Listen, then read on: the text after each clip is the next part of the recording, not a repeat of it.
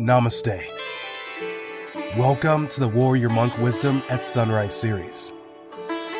A daily dose of self-discovery can bring the calm within the storm. For when we know ourselves, the rest of the world begins to make sense. Let's flow.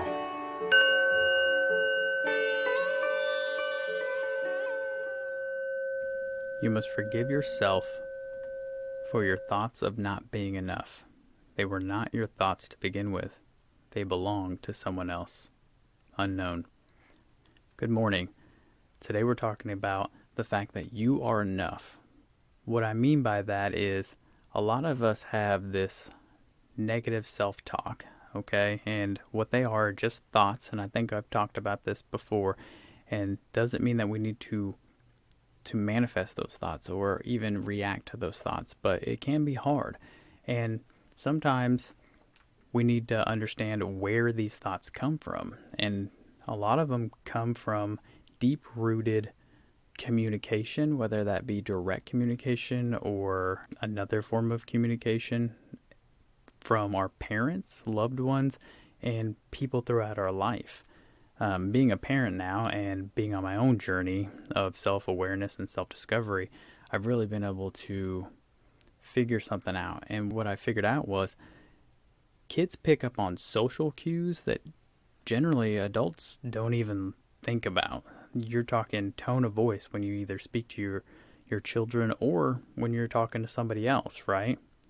Because a lot of people know they pick up on actions more than they do on words, right? So whether you're rolling your eyes at somebody, or other type of body languages, hand gestures, your inconsistencies in discipline even, they'll start to pick up and they'll have control issues because they think they should be able to get away with this or that because you're inconsistently disciplining them. Even the most well-intended adult is probably going to put something into the mind of a child that's going to stick with them for the rest of their life. And it's going to be so deep that person's not even going to know where it came from. And this is going to be not only just the parent, but you're talking peer-to-peer joking and bullying. You're going to be talking about criticism from teachers and supervisors.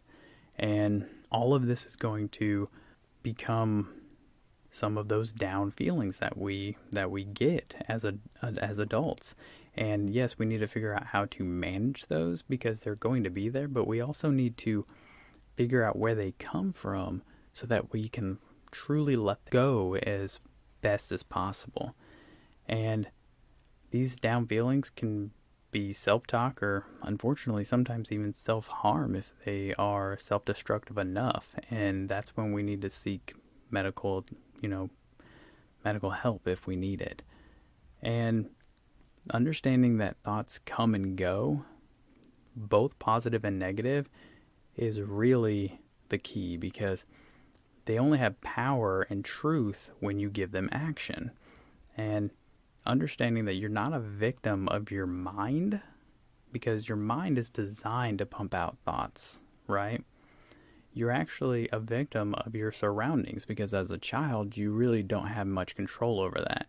So the way to get your power back, though, is to really just choose to act on your positive thoughts and not your negative ones. And have a plan, a self-care plan in place to weed out the bad thoughts and try to move on the best that you can. You can also make sure to surround yourself with positive and supportive people. Not necessarily yes men, but people who make you happy and will support you whenever you need it. And to build the person you want to be from your physical body to your mental state and all the way down to your soul. And all of these things, when you're proud of who you are and who you've built yourself to be, those voices are going to become smaller and smaller. Okay? You need to be comfortable with who you were, where you came from, who you are now, and the person you want to become. Okay? And know that whatever it is that you choose is always going to be enough. That is all I got. I will see you tomorrow. Thanks for flowing with us. Remember to like, comment, share, and follow us on all your favorite platforms. Namaste.